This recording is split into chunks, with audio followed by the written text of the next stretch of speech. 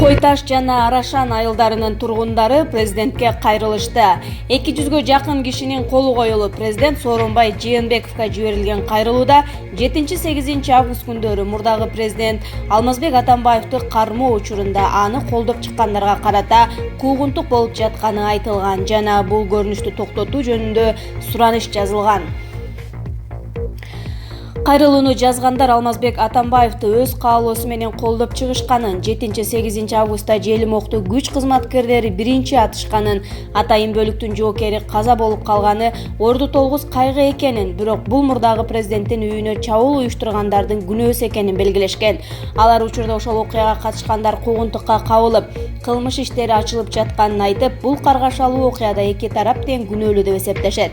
Алар бийликке кайрылып, жогорудагы айтылгандар токтотулбаса, коомдо ажырым тереңдеп кетиши мүмкүн экенин эскертишти. Бул кайрылууга азырынча расмий жооп боло элек. Мурдагы президент Алмазбек Атамбаев күбө катары Ички иштер министрлигине 3 жолу чакырылып барган эмес. 7-8 августта аны Кой-Таштагы үйүнөн алып кетишкен. Операцияга күч түзүмдөрү тартылган. Бир офицер каза таап, 130дан ашуун адам жараат алган. Бекназаров: мен окуяга катышпасам, көрбөсөм эмнеге күбө болом дедим. Ички иштер министрлиги саясатчы Азимбек Бекназаровдон мурдагы президент Алмазбек Атамбаев менен акыркы жолу качан жолукканына кызыкты. Бул тууралуу Азимбек Бекназаров Азаттык радиосуна билдирди.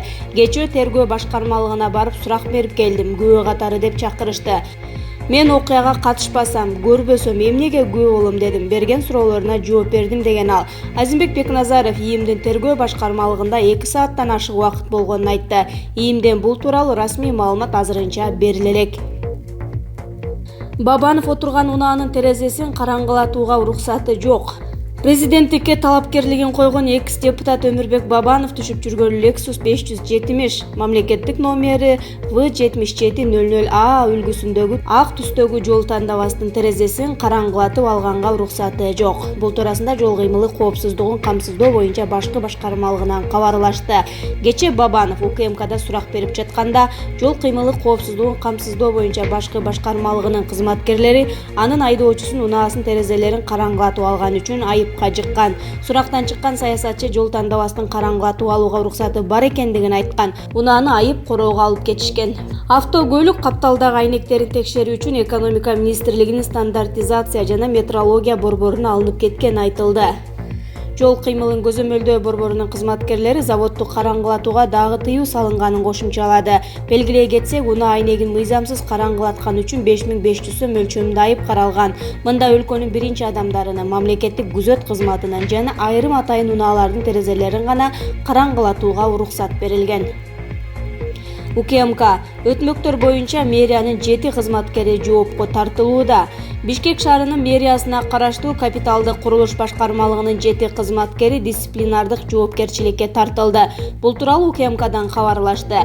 Маалыматка караганда 2018-жылы Бишкек шаардык прокуратурасы тарабынан Чүй проспектиси жана Абдрахманов көчөсү, Манас жана Чүй проспектилериндеги жер алдынан, ошондой эле Курманжан Датка жана Шабдан Баатыр көчөлөрүндөгү жер үстүнөн өтүүчү өтмөктөрдүн капиталдык оңдоо иштерин жүргүзүү боюнча өткөрүлгөн сынактарга текшерүү жүргүзүлгөн. Натыйжада 498 000 сомдук иштин баасын жогорулатуу боюнча факт аныкталып, 122 000 сомго жасалчу иштер ортомчулар тарабынан четтетилген.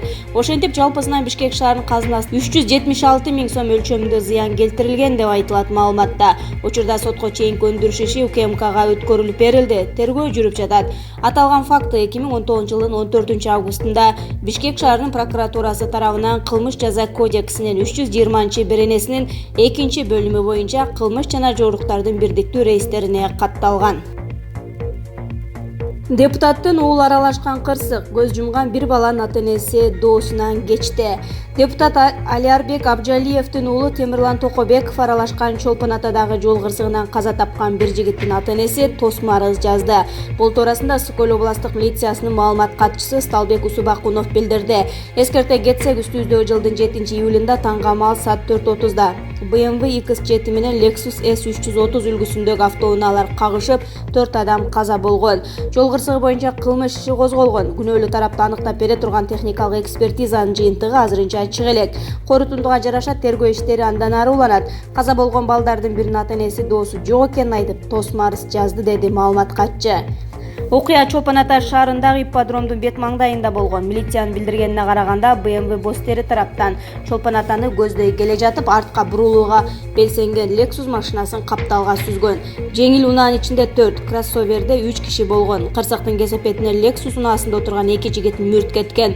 3-үчүсү ооруканада үзүлүп, 4-үчүсү 2 күн комада жатып көз жумган. Ал эми BMW унаасындагы Жогорку Кеңештин депутаты Алиарбек Абжалиевдин уулу Бишкек шаардык кеңештин депутаты Темирлан Токобеков, айдоочу Элдияр Мурзаев жана дагы бир досу жаракат алган. УКМКда жашап атпаймынбы? Айбек Калиев соттогуларды күлкүгө салды. Улуттук энергия холдингдин мурдагы башчысы Айбек Калиев сот залында отургандарды күлкүгө салды. Бул туурасында сотто катышкан Спутник Кыргызстан агенттигинин кабарчысы билдирди. Кече 20 августта Бишкек шаардык сотунда тестти модернизациялоо боюнча козголгон кылмыш иштин алкагында кармалган аткаминерлердин баш коргоо чарасын өзгөртүү боюнча жараян болгон. Сот Айбек Калиевдин аты жөнүн, туулган жылын тактап жатып, жашаган жерин сураганда, ал УКМКнын тергөө абагынын дарегин айтып салды. Буга түшүнбөй калган сот делодо башка дарек жазылып турбайбы деп кайра сураганда, ал жакта менин үйүм да деп жооп берди. Буга залда отургандардын баары күлүп жиберди. Калиев сөзүн оңдоп, азыр мен УКМКнын СИЗОсунда жашап жатам да деп тамашалады, деди кабарчы. Соттун жүрүшүн фото-видеого тартууга уруксат берилген жок. Белгилей кетсек, Калиев 2018 жылдын апрель айында Бишкек ТЭЦин модернизациялоо боюнча козголгон кылмыштын алкагында кармалган. Сот залына экс-премьер-министр Жантура Сатыбалдиев, Улуттук энергия холдингдин мурдагы башчысы Айбек Калиев, Бишкек ТЭЦин модернизациялоо боюнча долбоордун аткаруучу директору Нурлан Биримкулов, Электр станциялары АККнын башкы директорлугун аркалаган Салайдын Абазов жана аталган ишкананын директорунун мурдагы биринчи орун басары Жолдошбек Назаров алып келинди.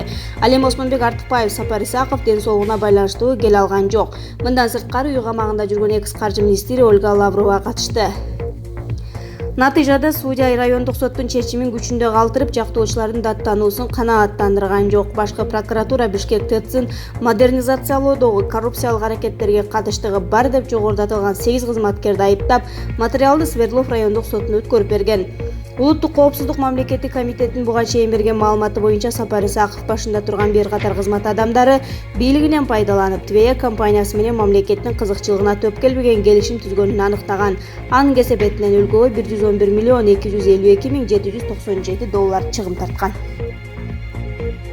Нурсултан Назарбаев бийликти сындагандарды жемеледи.